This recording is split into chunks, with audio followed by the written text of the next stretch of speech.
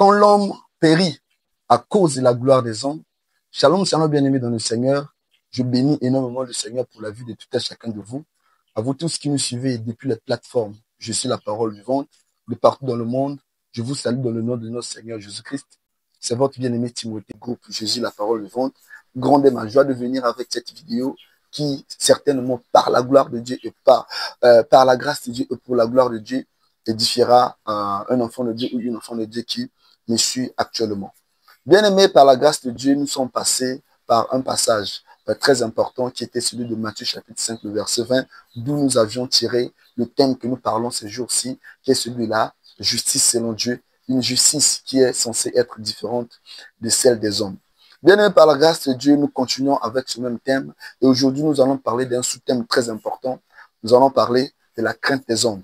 Nous allons aujourd'hui tirer notre sous-thème à partir d'un passage très important. Nous allons lire dans le livre de Jean, chapitre 12, du verset 42 au verset 43. La Bible déclare: Cependant, même parmi les chefs, plusieurs crurent en lui, mais à cause des pharisiens, ils n'en faisaient pas l'aveu, dans la crainte d'être exclus de la synagogue, car ils aimèrent la gloire des hommes plus que la gloire de Dieu. Voilà, bien aimé, dans ce passage, nous voyons quelque chose de triste. Des personnes qui ont accepté Jésus-Christ, des personnes qui ont cru que Jésus-Christ est le Messie, des personnes qui ont cru que Jésus-Christ est le sauveur de l'humanité. Mais à cause de la gloire des hommes, ces personnes renient Jésus. Bien aimé, ce passage de Jean, chapitre 12, le verset 42 au verset 43, est un passage qui peut être aussi édifiant pour nous qui sommes arrivés dans ces derniers temps, parce que nous savons que la Bible dit que dans les derniers temps, la charité d'un plus grand nombre diminuera à cause de l'iniquité. Tellement l'iniquité se serait accrue, la charité d'un plus grand nombre diminuera. Et c'est malheureusement ce que nous voyons. Il y a beaucoup de gens aujourd'hui qui, à cause de la gloire des hommes, ces personnes périssent. Il y a beaucoup de gens aujourd'hui qui, à cause de la crainte des hommes, ces gens périssent. Combien de gens aujourd'hui, bien-aimés, ont accepté Jésus-Christ comme Seigneur et Sauveur, mais par peur de ce que les gens penseraient, par peur de perdre certains privilèges, ces personnes périssent et ces personnes préfèrent la gloire des hommes que la gloire de Dieu. Bien-aimés, dans ce passage, bien-aimés, nous voyons que ces personnes ont fait, ces chefs religieux ont fait quelque chose de très important, qui était accepter Jésus-Christ comme Seigneur et Sauveur, ce qui est très important. Mais le Seigneur dit que la foi sans les œuvres, elle est morte, bien-aimés. À quoi ça te servirait d'accepter Jésus-Christ comme Seigneur et Sauveur si tu veux t'arrêter seulement à la foi? Tu veux seulement t'arrêter au stade où tu avais accepté Jésus-Christ comme Seigneur et Sauveur, mais tu ne veux pas marcher comme un disciple de Christ. Tu ne veux pas marcher selon sa parole. Tu ne veux pas faire profession de ta foi à cause de la peur des hommes, à cause de la crainte. Bien-aimé, dans ce passage, l'Éternel nous interpelle. Et dans ce passage, nous pouvons déjà comprendre que croire en Jésus sans pour autant marcher dans sa parole, c'est quelque chose que nous faisons qui est regrettable, bien aimé. C'est quelque chose qui ne plaît au Seigneur. Le Seigneur ne nous attend pas seulement à croire. Il ne nous attend pas seulement à la foi, mais il s'attend à ce que notre foi puisse marcher avec les œuvres. L'apôtre Jacques pouvait se dire: montre-moi ta foi et je te montrerai mes œuvres. C'est-à-dire que non, nous qui sommes chrétiens, nous sommes censés marcher selon les œuvres de Christ. C'est-à-dire nous sommes censés marcher conformément à sa parole. Car Jésus-Christ, il est la lumière du monde. Il a dit que nous sommes lumière du monde. Il faudrait que notre lumière luise afin que les hommes voient notre lumière et que les hommes puissent bénir notre Seigneur, notre Père céleste qui est bien entendu au ciel. C'est-à-dire qu'en Christ bien-aimé, quand tu te dis que tu es chrétien, il est très important qu'on reconnaisse ta vie chrétienne par tes œuvres et par tes paroles bien-aimées. Aujourd'hui, bien-aimé, nous sommes censés refléter cette gloire que nous sommes. Nous sommes censés refléter cette lumière que nous sommes.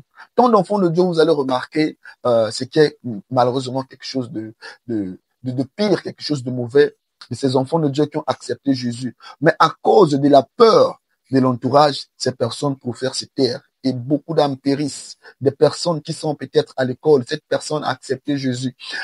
Pendant que la personne a accepté Jésus, la personne est consciente que ses amis, son entourage, son mari ou sa femme est dans une vie critique, dans une vie qui est désagréable aux yeux du Seigneur, est dans une vie pécheresse, est dans un état qui est trop dangereux dans le sens où s'il arrivait que la personne mourait, la personne irait tout droit en enfer, sachant que le salut n'est qu'en Jésus, sans l'acceptation de Jésus-Christ comme Seigneur et Sauveur et la sanctification sans laquelle personne ne verra le Seigneur, il est carrément impossible d'entrer au ciel. Le ciel ne te donne que, le ciel ne nous est donné que en passant par Jésus et Jésus-Christ se le sauve. Et certaines personnes préfèrent fermer leurs yeux de peur que les personnes puissent les exclure, de peur que les personnes puissent les abandonner, ce qui est mauvais, bien aimé. Dans ce passage, nous voyons que les chefs religieux, ils avaient peur de la réaction des pharisiens. Ils avaient peur de la réaction des scribes. Et ici, le pharisien bien-aimé peut être l'image de ton mari.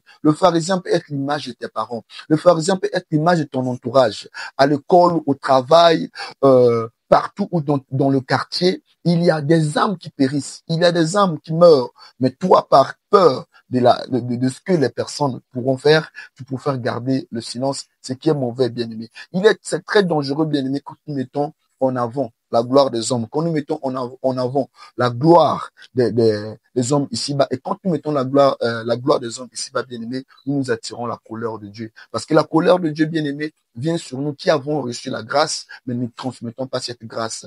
Pour nous qui avons reçu la grâce, nous ne voulons pas transmettre la grâce, bien-aimé. Nous devons réaliser, bien-aimé, que si nous avons été sauvés, c'est pour sauver les autres bien-aimés. Si aujourd'hui tu es sauvé, c'est parce que le Seigneur veut que tu sauves bien-aimé. Regarde un peu dans ton entourage. Il y a beaucoup de gens qui périssent. Pourquoi ne pas leur parler de Jésus? Pourquoi ne pas leur dire que Jésus les aime?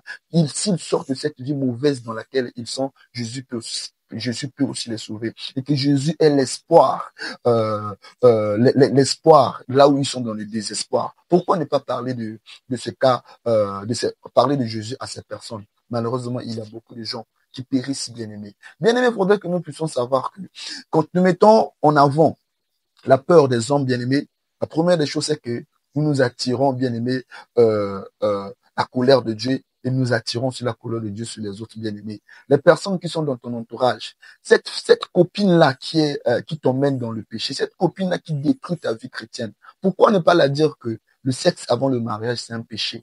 Et qu'il faudrait que vous puissiez vous abstenir jusqu'au mariage. Et par peur de ce que le copain ou la copine en question te laisse, au nom de l'amour, tu préfères continuer, persévérer dans cette vie de fornication, de peur que la personne te laisse. Bien-aimé, s'il y a une chose que tu dois retenir dans ta vie, bien-aimé, c'est la relation que tu as avec le Seigneur Jésus-Christ. Ne laisse pas ta relation au détriment je ne sais pas, d'une relation, je ne sais pas, humaine. S'il y a une chose que tu dois prioriser, bien-aimé, c'est la relation avec le Seigneur Jésus-Christ. Nous allons remarquer des personnes qui sont peut-être dans le milieu séculier, des personnes qui sont dans le travail. Dans le travail, il y a une corruption qui règne. Toi, enfant de Dieu, tu sais que la corruption est mauvaise, mais tu continues à persévérer dans cette corruption de peur d'être limogé, de peur d'être chassé du travail. Mais à quoi ça te servirait, bien-aimé, de garder le travail et perdre ton âme? Sachant que dans cette vie de corruption, tu te détruis et tu détruis aussi les autres, bien-aimés. En tant que lumière et celle de la terre, bien-aimée, nous sommes censés refléter cette gloire. Nous sommes censés refléter cette lumière. Nous sommes censés ressembler à Christ. Dans le livre de Proverbes 29 au verset 25, la Bible dit que la crainte des hommes tend un piège. Quand tu as peur des hommes, bien-aimé, c'est un piège. C'est bien beau de respecter les hommes, mais la crainte des hommes, bien-aimés, c'est un danger. Quand il s'agit, quand il y a comme un conflit entre l'obéissance à la parole de Dieu et l'obéissance aux hommes, je vais te dire, bien-aimé, tant mieux obéir à Dieu, parce que obéir à Dieu te bénira. Quand tu peux perdre quelque chose à cause de la parole de Dieu, Dieu te donnera ce que tu as perdu, bien-aimé. Dans ce passage ou dans ce thème, bien-aimé, nous vous exhortons, bien-aimé, à mettre en pratique, à mettre en avant la volonté de Dieu, de ne pas vouloir chercher la gloire des hommes, mais d'abord chercher la gloire de Dieu. Parce que la gloire de Dieu, c'est ce dont nous avons besoin, bien-aimé. Tu ne peux vivre loin de Dieu, bien-aimé. Tu peux vouloir prioriser les avantages de ce monde, bien-aimé.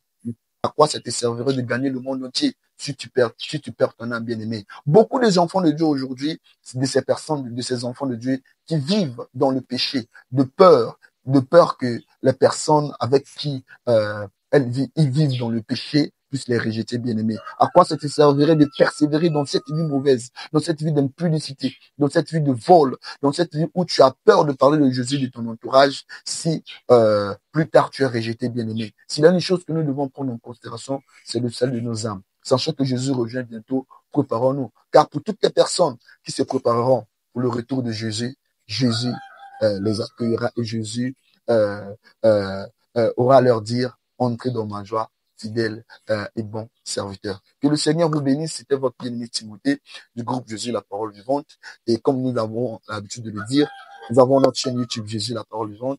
Nous avons notre page Facebook Jésus, la parole vivante.